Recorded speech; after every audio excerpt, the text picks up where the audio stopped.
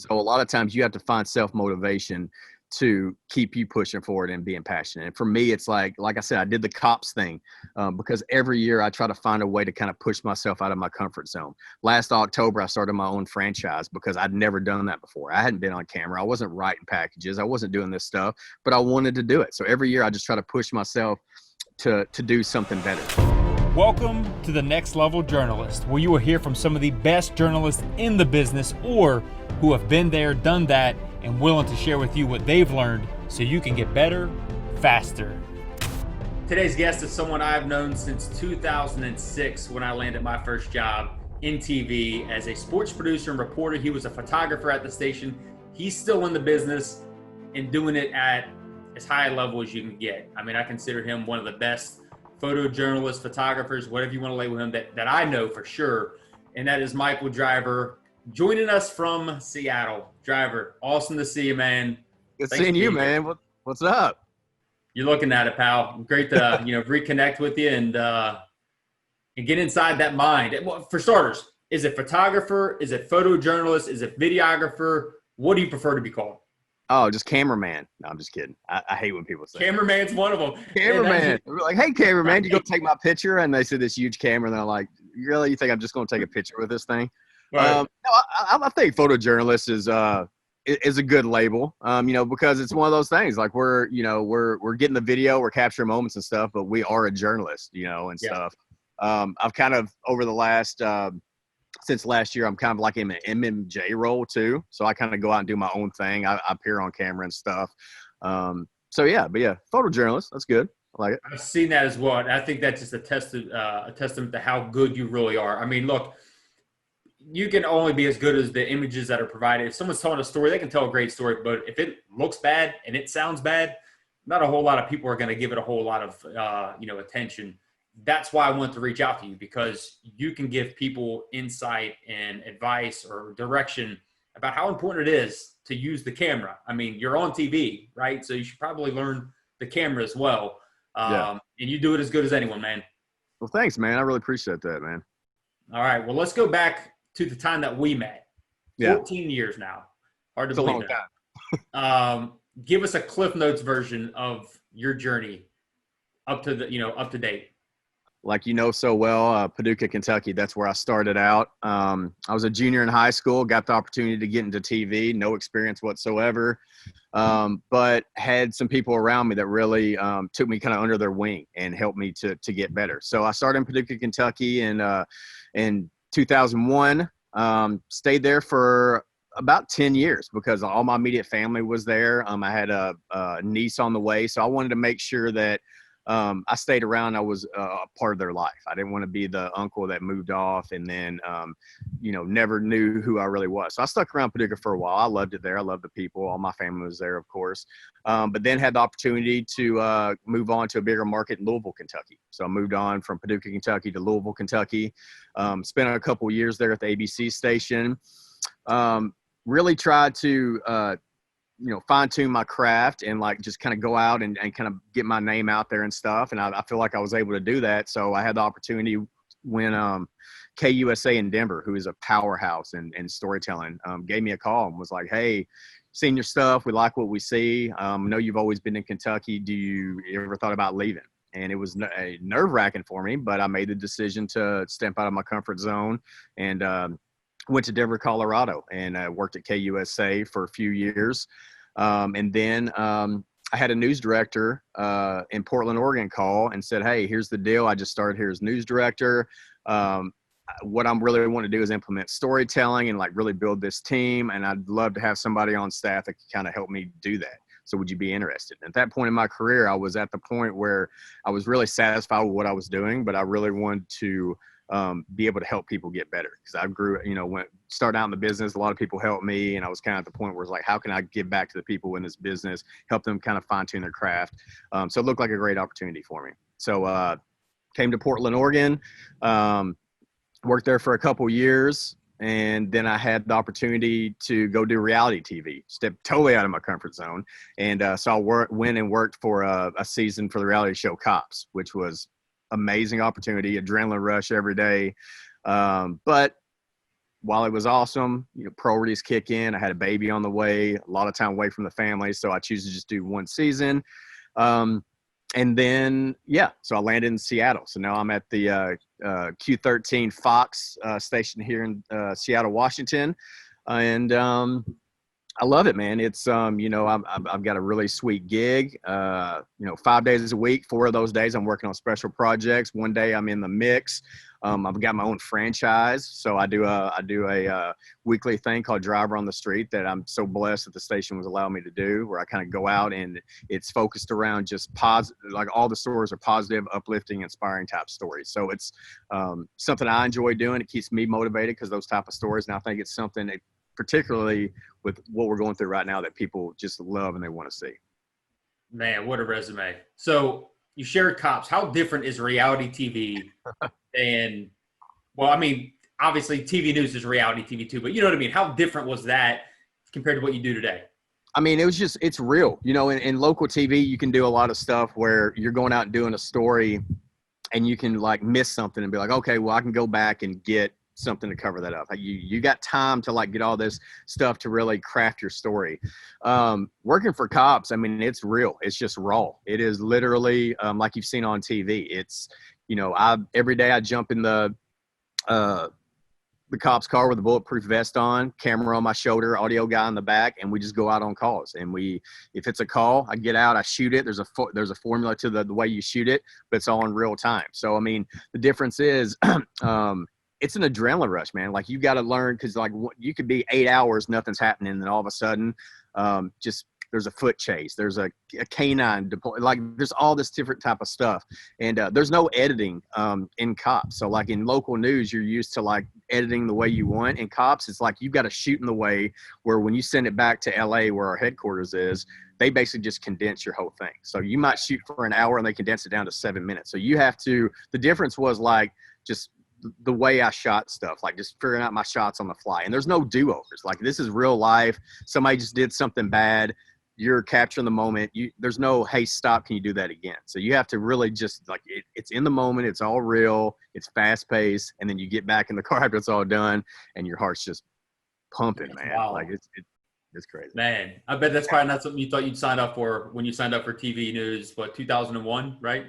Yeah, never thought that, man. It was great because I'd always grew up watching Cops, and it's like I'd always just thought of it being local news and all that stuff, and then just to have the opportunity to get contacted and say, hey, do you want to come do this? And I was like, I can't pass up this opportunity, and I'm so grateful I did it. I wish I could have done it more seasons, but it's just like I said, things in life happen and priorities change. But I'm so glad I had experience. It's gonna resonate with me for the rest of my life. Sure, no doubt, man. We'll talk about some of the challenges that you did face, that you face still to this day, that you faced in your career, some of the stuff that you look back on that you've, learned from, persevered from, all the above, some challenges that you can think about. Yeah, I mean, I think one of my first challenges was, back in Paducah, Kentucky. When I first started out in the business, I was a junior in high school. So up to that point, I'd had a lot of jobs. I worked fast food. I worked at Walmart. I was a dock hand in a marina. So those were jobs. Those were jobs that like I knew weren't my career. So when I got a job at WPSD in Paducah, as still a teenager, the challenge was for me to realize that this was my career now. This wasn't just a job. So like, I'd started out and I started acting out like it was still a job, making mistakes, not being very, loyal to stuff, just kind of like, whatever type of stuff. And it took like the chief photographer at the time, Doug Harness, to sit me down and go, man, hey, here's the deal. Like you're making some mistakes and you got to get it under control. And he sent me home for a week. He said, I'm going to let you go. You're going home for a week. And then you have 2 decisions. You can come back or you cannot come back. But if you come back, these things can't happen again. And that was really a wake-up call for me. So I went home for a week, came back. Those mistakes never happened again. So that was my first challenge, just realizing that this is your career, make the most of it. Like this is it. Like this isn't just a job that like if you lose, you'll be okay with. Like this is it, man. Like you got to take some pride in it. Yeah. And I think throughout my career, one of the other challenges is I'm a very passionate person. I love what I do. I love telling stories. I love being in this business. What you're going to find is, when you go to different stations, you're always going to have people there that don't have the same mindset as you. There's going to be people there that they're good people, but they've been doing it for 40 years and they're just not as motivated as you are anymore. So one of the challenges was, I would go to a shop and I'm like, all about this cool new stuff, doing this, doing that. And I wasn't surrounded by a lot of people that had the same mindset. So I had to figure out a way how I was going to keep myself motivated, even though I didn't have a lot of backup. And what I was trying to do. So it's, it was on me to just do it for myself. Like it's a team, like what we do, you're always looking to help the team. But in some instances when like you're trying to fine tune your craft and just be passionate about stuff, sometimes you just got to look within yourself and, do it for yourself, and find those 2 or 3 people that are on the same board with you and just bring them into your circle and just say, hey, here's what I'm trying to do. I know you're the same way I am. Let's piggyback off each other, bounce ideas off of, and do that. Because, like I said, when you're at a shop and you got a lot of people that aren't really into it, like if you put yourself into that group, even if you don't agree with what they are saying, subconsciously, if you keep hearing the negativity over and over again, it's going to start resonating on you, whether you like it or not. So you got to make sure that you get into that circle of people that are passionate, that are positive, that share the same interests you are. And that's what I've done throughout my career. And that's why I'm still doing it, now in 2020, and I started out in 2001. That's great advice. Surround yourself with like-minded people, no doubt. Because there's plenty of people out there that like you just said, that negativity will eventually find its way in. So that's good stuff. So what's news like in 2020 right now? What's a day-to-day like in this COVID-19 season? Well, it's totally different. I mean, it's made you. I'd say the positive out of it is it's made you adapt to things that you never had to do before and get creative with the way you do it. I mean, so like just from our station, I mean, I haven't been to the station in months. I don't go into the TV station. I work remotely. We don't go into people's homes. We're not, unless it's really necessary, we're not putting lav mics on people. Like we have to go through all the precautions to make sure everybody's safety is in place. So it's, I'm going out, I'm getting a light stand, I'm taping a stick mic to it. I'm positioning in a way where it's not like totally just blaring out there. And I have people come up and I interview them that way, and wearing masks every day, a lot of Zoom stuff, a lot of things like that. Like we're doing right now. Right. But the thing is with that is, you start seeing that over and over again. And when you're like a passionate kind of person in your craft, you start coming up with different ways to do things. So like I'm trying to like figure out, I shoot screens, I shoot stuff off cell phones. I'll get a projector sometime and throw it on the wall. Like just trying to get creative with the way that we have to do things now. It's tough because like I'm a very like hands-on person. Like I love to build rapport with people. And I still try to do that, but it's weird now where you can't go up and just shake somebody's hand. Like, hey, how you doing? Blah, blah, blah. So it's, and sometimes I catch myself doing it because I want to go in and shake somebody's hand after I'm done with doing a great story. I want to go up and hug them. And I go, oh, wait, I can't do that, But yeah, it's just, it's a weird time, but I feel like we're taking all the precautions we need to do to get back on the right path. And the thing is too, it's like we're doing weird stuff. So a lot of times when I'm conducting interviews and things like that, I let the people I'm doing the story over know, like, this is why I'm doing this. I know this might seem awkward. This is why I have to do it, and they start to understand, like, okay. And they thank you for being so precautious. It's like, I take disinfecting wipes and I show them that I'm wiping down the microphones before they put it on or they're about to be in front of it. And as soon as they take it off, I wipe it down just to show them we're taking all the precautions. And they really appreciate that. So. Well, you just mentioned, you just talked about the responsibilities, the responsibilities you probably never thought you were going to sign up for. But the responsibilities of a photojournalist, just in general, of a good one, what are some of the things, some of the hats you have to wear throughout the day and to do your job well? I think it's important to remember that, like, no matter how many awards you get or like how good you think you are, how much people hype you up or whatever, it's like you got to realize that, stay humble and realize that it's a team effort. So it's like, when you're out working with a reporter and stuff, that's a give and take type of thing. So it's like, for me, I'm always trying to look at the situation and figure out like what we need to really make this story shine and give my input. But I also know when to just be quiet and listen. And when my teammate tells me something, like take what they say as well, and not just be like, oh, whatever you're telling me is not the way to do it. Like it is really a team effort. And I think just having a good attitude is a big thing into it too. It's like you can have all the skills in the world, but if you have a bad attitude and an ego, nobody's going to want to work with you. Your stories are going to fall short because you just don't really put it into there, put all the effort into it. If you're working with somebody and they can tell that you're visibly happy and want to be there and they're passionate and you're really involved, it makes the story so much better. It makes the whole process so much better because it's like you guys are working for a team. You're excited, so they're excited, and it just kind of comes together. And it's an amazing thing when that happens, because it's like if you give 110% and then somebody else gives 30%, how good is the story going to be? And right. why even do it if they're not going to put the effort in and stuff?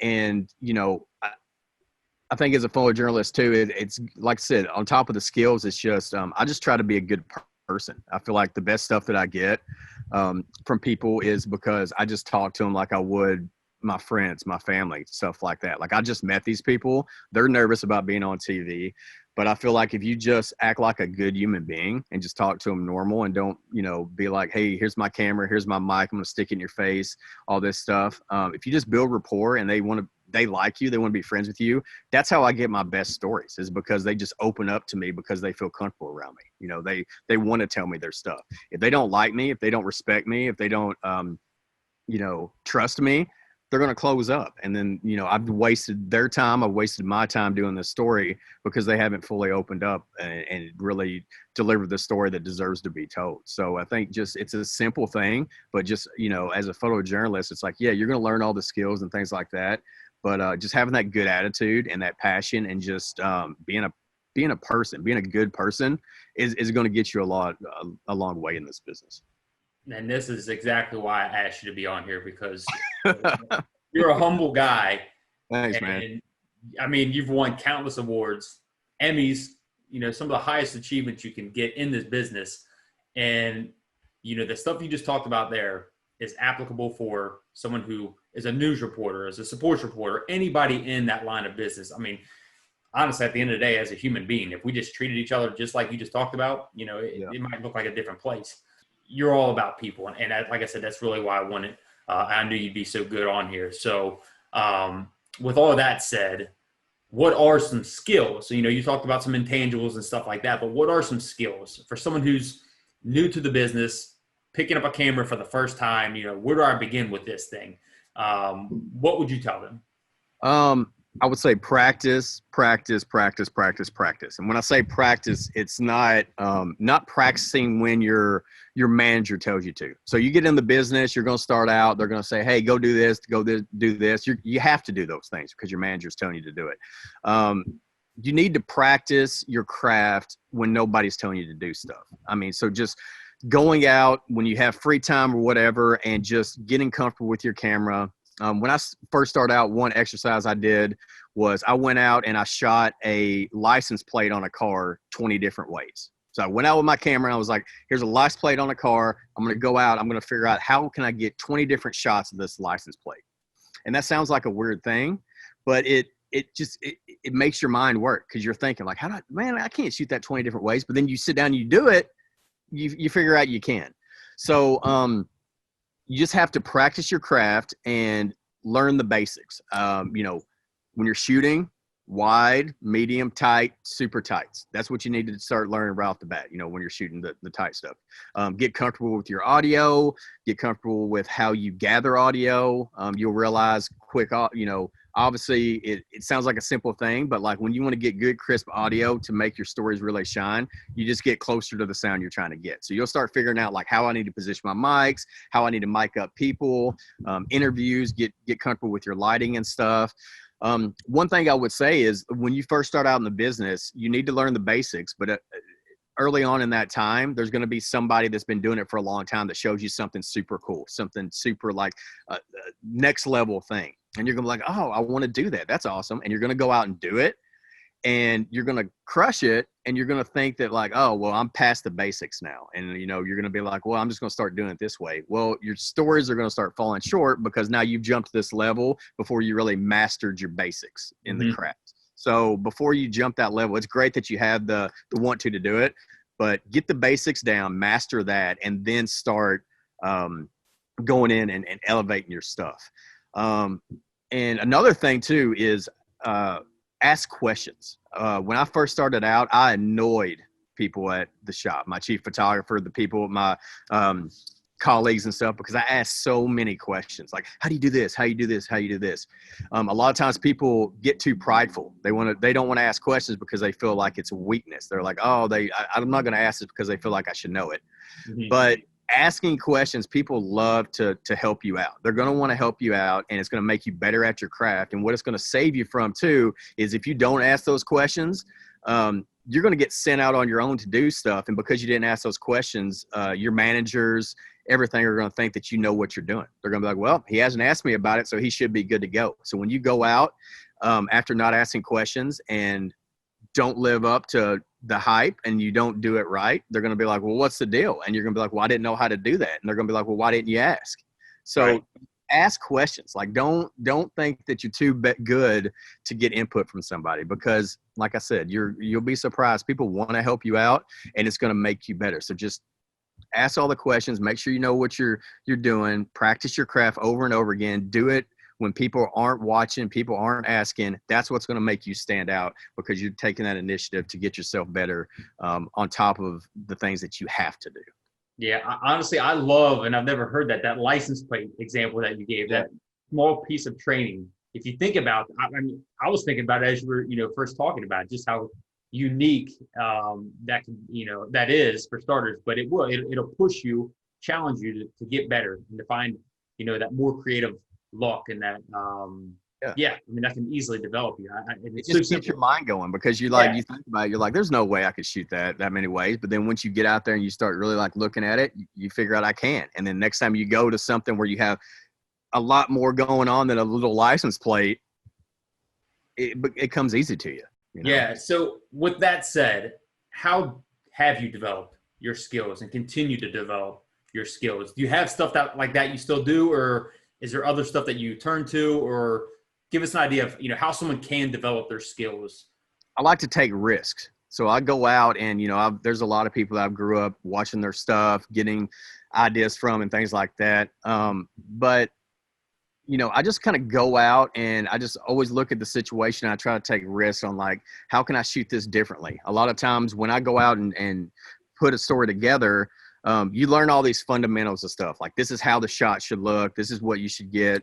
A lot of times I'll figure out, I'll put myself as a viewer at home. So I'll be shooting something. I'll be like, okay, if I'm a viewer at home and I don't really understand what a sequence is, what a nap pop is, what all this stuff is, like, what would I want to see? What would I want to hear? Like, what's something that, would really entice me and like really engage me and want me to stay watching this story.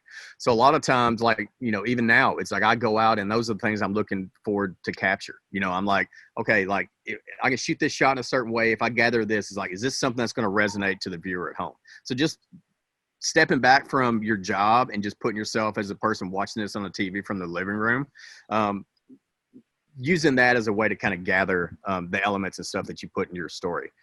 I talk about it, it seems like a simple thing, but passion for what your craft is really what's going to make you stand out. Like, you're going to learn the skills, you're going to learn all the stuff you need to do, but the people that really stand out, and when it comes to awards or whatever, you see their names over and over again, they're doing great things, is because they truly love what they do. I mean, that's it. Like, if you really love what you do and you really love the stories that you're telling, it's going to resonate in the product that you produce. If you're just doing it because it sounds cool, it sounds like a cool job, you're never going to be there's thousands and thousands and thousands of people doing the same thing, and you're always going to just fall in that mix. You're never going to make a name for yourself. But just having that passion to go over and beyond what everybody else is doing. The thing is, like, this is a very independent job. I mean, you go in, you get your assignment, You know, managers might have some input, but once you get out the door, you're on your own. Like it's up to you to figure out how that story is going to look. And, you know, you're not going to be out there and you've got everything you need for a story. You're not going to have a manager over your shoulder going like, oh, well, you should get that moment right there. Get this, get that, get that. You got to have it upon yourself to say, you know what, I'm good. I'm done. I've got what they've asked me to do. But you know what, if I go over there and I get that, this is going to make this story just go from good to great. And that's on you. That's just having passion for what you do and just taking it upon yourself to do things when nobody's asking you to do it and nobody's watching. So just really loving what you do is a big thing. You touched on this a little bit just in that last answer, your creative process and how you go through things. Take us through your creative process though. You know, from pre-production to delivery, you know, how your mind works, what are you thinking, you know, what are you thinking about? Give us an idea of what that looks like. I think initially, and this is like one of the biggest things is, you know, you get your assignment right. You know, you kind of know what the story is. Maybe it was printed out on a piece of paper. Maybe it was a phone call. You got an idea of kind of what the story is going to be. But once you get out there, things can change. You never know exactly what the real story is going to be. I think the most important thing that I try to do right off the bat, and it's a major thing, is finding the focus of the story. Like you need to find like, what is this story about?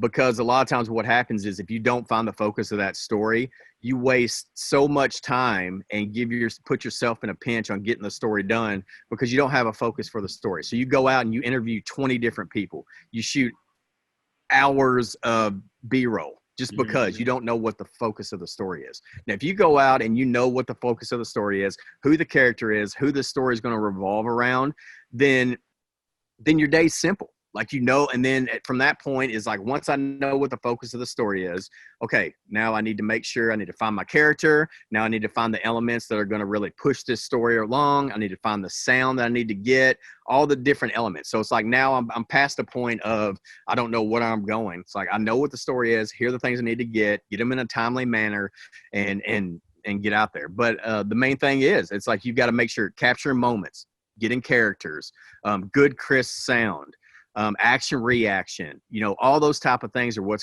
you need to look for to really make your story pop. When you're out on the shoot, before you leave and you go back to the editing process, one thing that I think is very important that you do is you need to, two of the most important things of a story is the beginning of the story and the ending of the story. How are you going to get into it? How are you going to end it? The middle part is great, but that's kind of the chunk of just like, here's the information, here's the material stuff. So when you're out shooting, you need to always make sure that you have an opening shot, you have a closing shot. Don't leave the shoot and get back to the edit bay and be like, man, I don't know how I'm going to start this. I don't know how I'm going to end this, because it's going to drive you crazy. So make sure that you get that before you ever leave, and make sure that you really feel comfortable that you got everything. And then once you get back to the editing process, I mean, for me, it's, I'm kind of sitting down, I'm taking all my sound bites. I'm starting, before I even start editing, I'm logging all my stuff. And a lot of times on most editing platforms, you're able to, like, you know, if you pick a good audio chunk, you can kind of go in and like rename that clip. So a lot of times I'll go through, I'll log all my sound. And like, if I found something great, I'll usually, like, if it's a good bite, I'll just kind of type out the first few words to let me know what it's about, so I remember when I go back. But if it's something I got to use, I'll write like, awesome, got to use, great bite, something at the beginning of it. So like when I go back to edit and I'm scrolling through, because there's so much stuff you kind of forget, then you know that's something you need to go back and revisit. You know, and as you're logging that stuff, it starts making you think too, like how you're going to put your story together. And then once I start laying the story out, it's just finding the best way to just kind of push it from the beginning, the middle, and to the end. And for me, it's all about moments. I love reveals. If you have any story where like you can have a reveal in it, you know, it's where like you start out for 30 seconds and people are kind of like, where's this story going? And then you hit them with this reveal that like, oh my gosh, I didn't see that happening. Like that, those are great. So I'm always looking for stuff like that. But for me too, it's like when you're going through stuff, it's, you know, there's people will say like, oh, you got to use this in the story. But for me, it's like, if I'm watching a clip and it personally makes me react, like if I'm scrolling through a thing and like I watch a moment happening and like it makes me like smile or whatever, like have some kind of reaction, like I know that has to be in my story. So like when you're putting a story together, like if it makes you react when you're watching it, like that's probably something you definitely need to have in your piece because it's going to resonate with the viewers at home. Right. But yeah, and I lay out my story, and once I kind of get through the way that I want it, I'll always go back through all my clips and just I'll look through every clip and be like, is there anything that I didn't put in here that has to go? And, you know, sometimes you'll go through and be like, oh man, there's a great moment that I forgot about. And if that's the case, then I go back and I put it in. And then, you know, one thing I always do too is before I put a story on air, I always get somebody that I really respect and I really like their input to check it out. So if you get a story, you're done, you think it's the greatest thing in the world, get another set of eyes on it because you've been sitting in front of that screen for a long time, and they'll see something that you didn't see. And then they might point out something like, oh, this could be better. So like get somebody to watch it before you just, you know, get done with it and then just send it off to be on the newscast. That's great to get another person's perspective because that's a real thing. You get so close to something, and then to have again the humility, like you just demonstrated, to ask somebody else to take a look at it because you do get so close to something. But if you can relinquish some of that grip and get another set of eyes and get another perspective, that's good. That's good. I hope people are picking it up. Yeah, and the thing on top of that is like if you're going to ask for advice, it's you got to make sure that you can be prepared for whatever they say. So a lot of times people are like, they put stuff out because they think it's the greatest thing ever. And all they're expecting to get back is, that was the greatest thing ever. Best piece I've ever seen. Oh my gosh, wouldn't change a thing. That's what they're expecting. So like when they show it to somebody saying that they want input and they come back with some like things that they can change and could do better, like they're like, whoa, wait a minute, I wasn't expecting that. So make sure that like if you put it out there and you want an extra set of eyes and some input back, that if it comes back negative or something to change, like you're not going to get hurt about it. Like just take it with a grain of salt and be like, thank you for helping me get better at my craft. So right, and it's only going to make you better at the end of the day if you can accept that. And heck, the fact that you can't accept it is going to make you just a better, you know, human being in general. All right, what's I think I probably know the answer to this, but what is the most rewarding part of what you do? The money. No, I'm just kidding. I knew you were going to say that. It's hilarious how people think that aren't in the news business. They're like, oh man, you make millions of dollars. No, I don't make millions of dollars. But don't. I mean, the most rewarding thing to me is just being able to share people's stories, you know, having a platform where I'm able to show the world somebody's story that's been there forever, but they just never had the means to really showcase it. So, you know, being able to go out and like, here's this amazing story that only a few people know that's in their little circle or their family or whatever. And being able to go out and put it out where the whole world can see and seeing their life change because of it. I mean, that's for me. It's, you know, I just love talking to people. I love meeting new people. I love, you know, like awards and all that stuff are great. But for me, the most rewarding thing is like when I put a story on the air and the family, the people that I'm doing the story over right after it airs sends me a message going like, thank you so much. That was better than I ever thought it was going to be. You know, I appreciate you so much. You know, you're family now.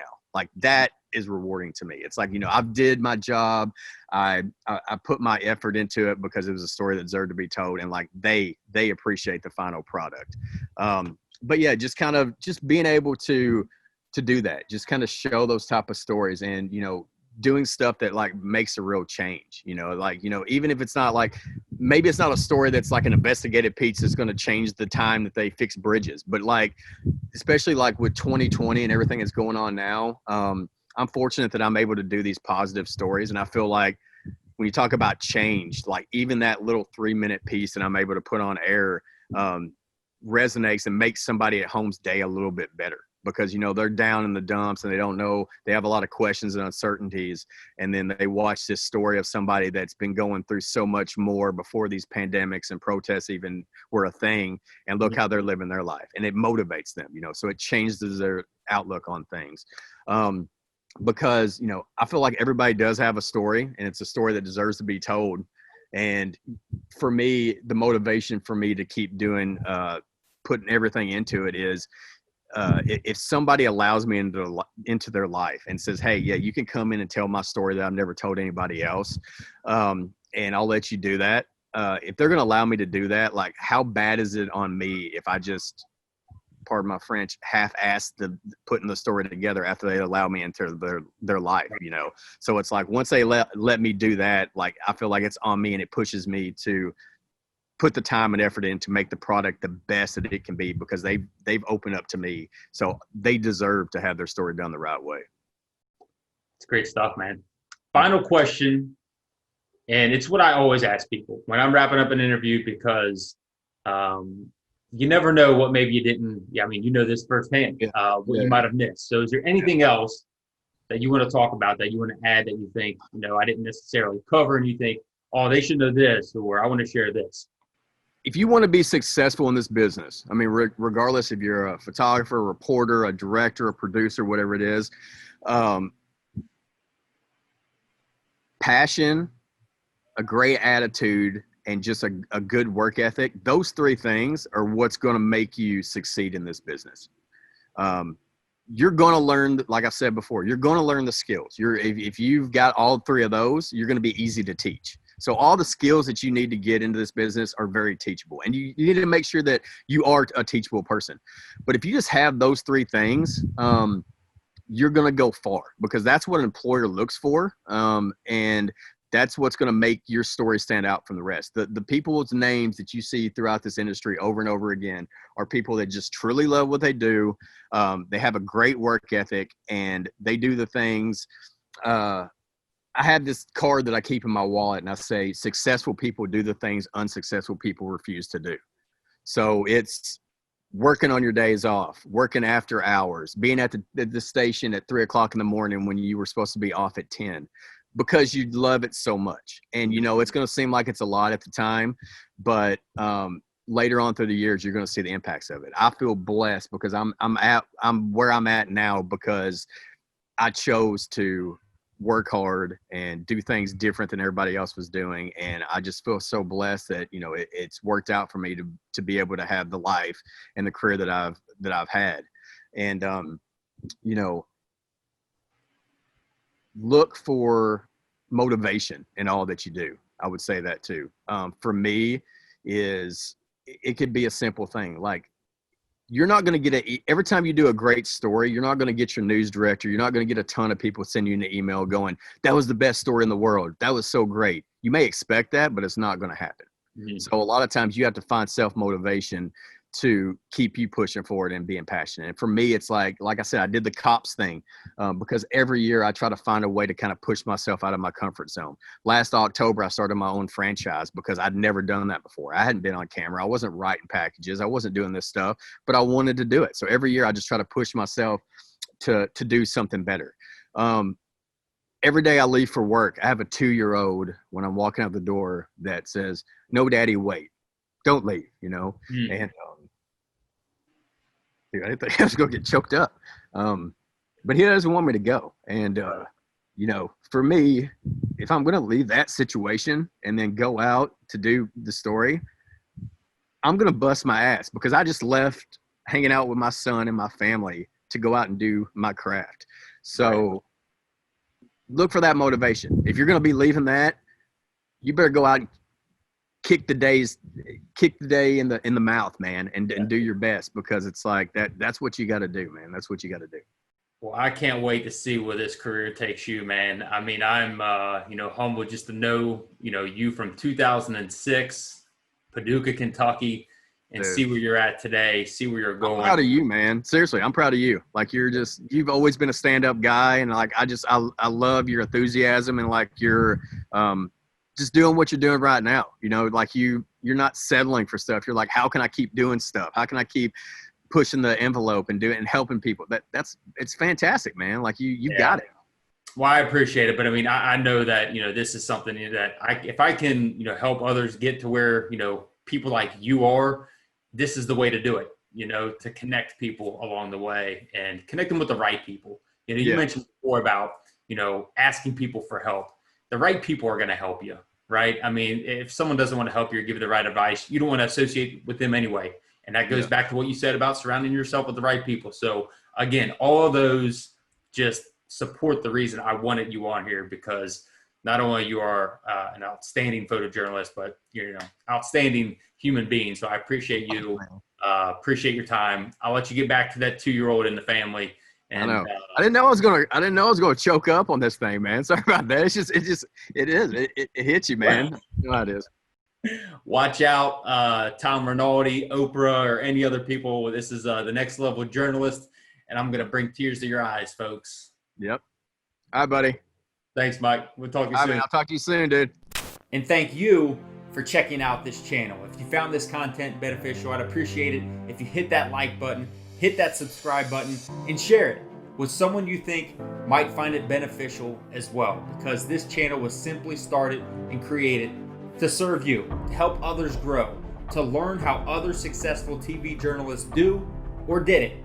So take what serves you so you can get better faster and reach your next level.